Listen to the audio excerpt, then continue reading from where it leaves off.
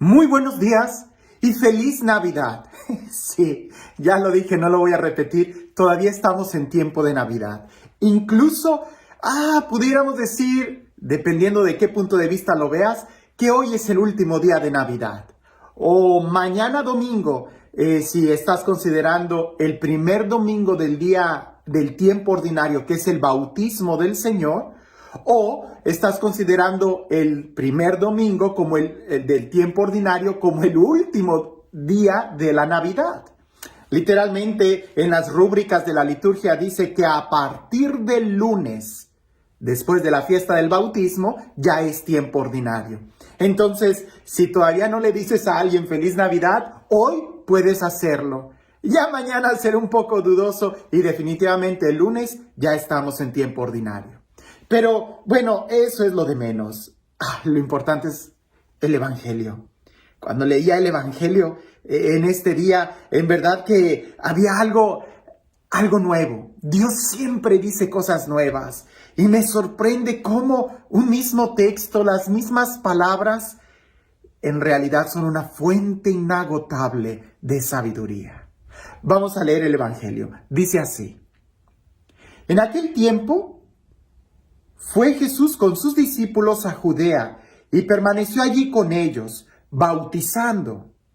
También Juan estaba bautizando en Enón, cerca de Salim, porque allí había agua abundante. La gente acudía y se bautizaba, pues Juan no había sido encarcelado todavía.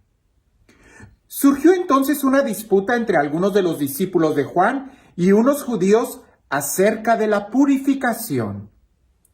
Los discípulos fueron a decir a Juan: Mira, maestro, aquel que estaba contigo en la otra orilla del Jordán y del que tú diste testimonio, ahora está bautizando y todos acuden a él. Contestó Juan: Nadie puede apropiarse nada si no le ha sido dado del cielo. Ustedes mismos son testigos de que yo dije: yo no soy el Mesías, sino el que ha sido enviado delante de él. En una boda, el que tiene a la novia es el novio. En cambio, el amigo del novio, de lo que lo acompaña y lo oye hablar, se alegra mucho de oír su voz. Así también, yo me lleno ahora de alegría. Es necesario que él crezca y que yo venga a menos. Y digo que es un texto muy lleno de sabiduría y que Dios siempre dice cosas nuevas, porque aunque en otro tiempo he hablado de diferentes puntos de vista sobre este evangelio, cuando lo leía, y quizás porque en este tiempo he oído muchos comentarios familiares de problemas conyugales. Tú sabes, esos problemas conyugales siempre suceden. Hay que esperarlos, hay que estar listos para cuando sucedan. Cuando leía este evangelio, me venían mucho esos recuerdos, esos problemas. Y decía, aquí hay algo de sabiduría en este texto. Lo podemos aplicar.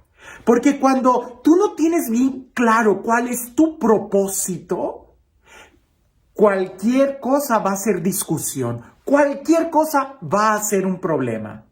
Y yo pienso en los matrimonios, pero indudablemente cualquiera que sea tu vida, tu propósito, tu dirección, si tú no tienes bien claro a dónde quieres llegar, todo va a ser un problema, todo va a ser una discusión. En el matrimonio, cuando la pareja no tiene bien claro cuál es el propósito de que estén juntos, cuando se les olvidó el por qué se casaron, ahí es donde todo va a ser problema. La comida, la educación, el carro, el dinero, la suegra, todo va a ser un problema. Aquí nosotros vemos este ejemplo. Veamos el contexto. Jesús está bautizando, es algo muy bueno. El ministerio de Jesús empieza a crecer. Juan el Bautista todavía no lo apresan, dice el Evangelio. Es algo muy bueno. Todavía se está predicando y se está preparando para la llegada del reino de Dios. Juan el Bautista es el precursor. Es muy bueno que todavía no lo hayan apresado. Pero los discípulos de Juan parecía que no entendieron bien cuál era la predicación de Juan. Porque incluso en un momento dice el Evangelio que algunos de los discípulos de Juan el Bautista empezaron a discutir con un judío sobre la purificación. ¿Para qué discuten sobre la purificación? Juan está hablando de una conversión interna. Si recordamos, la predicación de Juan es: ¿quién les ha enseñado a huir de la ira inminente de Dios? ¿Verdad? Vayan al centro, al corazón, ¿verdad? Esa es la predicación, pero los discípulos de Juan empezaron a discutir con un judío sobre la purificación. Y luego estos discípulos van con Juan y empiezan a quejarse de que Jesús, aquel de quien Juan dio testimonio, estaba bautizando. O sea, me pareciese que no les fue bien en la discusión con el judío y vienen y rematan con Juan con otro tema totalmente diferente. Aquel Jesús está bautizando. A ver, deberíamos de pararles tantito y decir, ¿cuál es el propósito del bautizo de Juan? ¿Cuál es el propósito de la predicación de Jesús? ¿Qué es lo que está mal en eso? El problema es que a veces, cuando nosotros no vemos bien claro cuál es el propósito, la dirección, vemos a cualquiera como un enemigo. Y así como los discípulos de Juan quizás vieron como un enemigo a los judíos, también empezaron a ver como enemigo a Jesús. Ahora, cuando van con Juan, no llevan consigo el tema de la purificación, sino que llevan otro problema, totalmente diferente. Cuando tú no tienes bien claro cuál es el objetivo, todo es problema, todo es obstáculo. Por eso, antes de hablar, antes de alegar, antes de señalar, debemos nosotros de pensar, ¿cuál es el propósito? ¿Cuál es la meta? ¿Cuál es nuestra dirección? No te quedes en esas cosas. Continúa. ¿Cuál es tu propósito? Continúa. En el matrimonio, ¿cuál es el propósito de que ustedes dos estén juntos? Entonces, no discutan de cosas pasajeras. Vean más allá. Descubran el por qué siguen juntos. Y dejen a un lado las diferencias y más bien veamos los diferentes puntos de vista. Juan el Bautista, cuando él responde de una manera increíble y nos da puntos de sabiduría, porque él empieza diciendo, número 1, nadie puede dar nada si antes no ha sido recibido del cielo. En otras palabras, nadie da lo que no tiene. Si Jesús está haciendo eso con mucho éxito, es porque algo bueno él ha recibido de Dios. Si Dios lo está permitiendo, es también por un propósito. Cuando tú empiezas a mirar lo que el otro tiene, es porque tú ya no tienes nada o no valoras lo que tú tienes. Más bien revisa qué es lo que tú tienes. Porque si te falta, a quien hay que pedirles a Dios y no de estar criticando a los que sí han recibido. Además, ¿cuál es el propósito? No hay nada malo en lo que está haciendo Jesús y tampoco en lo que está haciendo Juan, y seguramente nada malo en las cosas buenas como la purificación que hacían los judíos. Hay que mirar cuál es el propósito. Ahora, la segunda respuesta que Juan da es bien contundente. Juan les dijo, yo les dije, yo no soy el Mesías. ¿Por qué esperas en mí? Yo no soy el Mesías.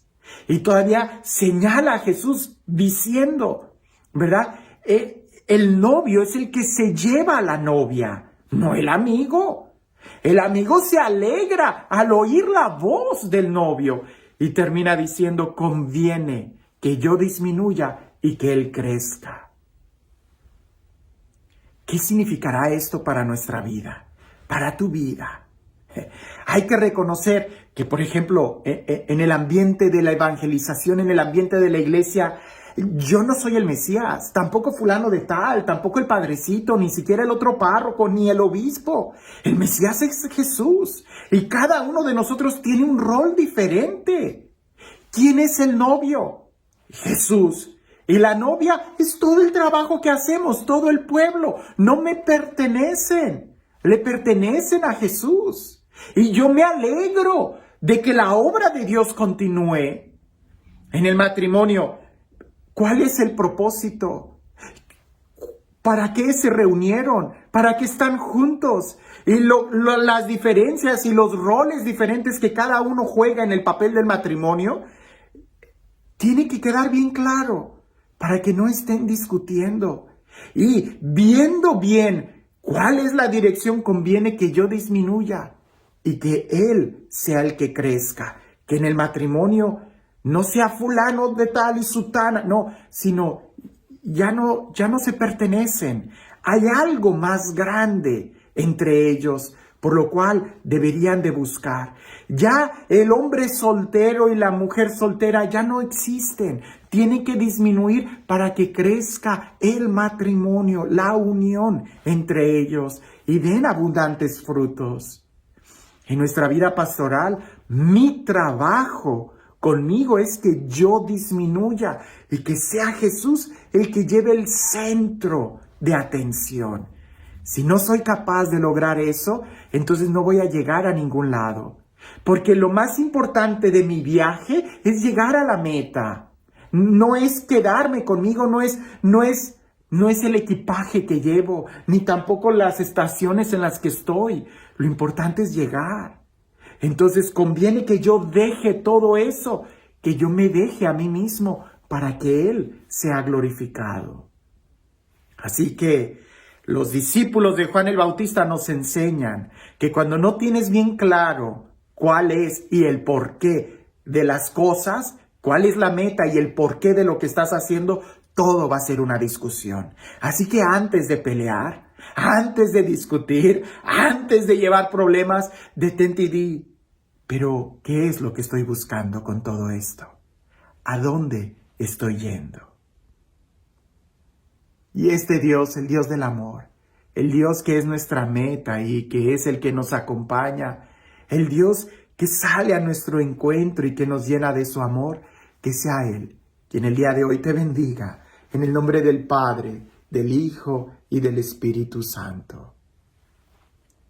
Cuentan por ahí que un hombre metió en un frasco a hormigas negras y hormigas rojas. 10 hormigas y 10 hormigas. Y ellas estaban conviviendo muy bien ahí. Hasta que él agarró el frasco y empezó a agitarlas. Y las hormigas empezaron a pelear entre ellas, las rojas contra las negras. Dejaron de convivir en armonía. A veces a nosotros así nos pasa. Cuando se nos olvida cuál es el objetivo y vienen las tribulaciones, empezamos a pelear entre nosotros en lugar de preguntarnos, ¿quién agitó el frasco? O detengámonos, no somos enemigos nosotros.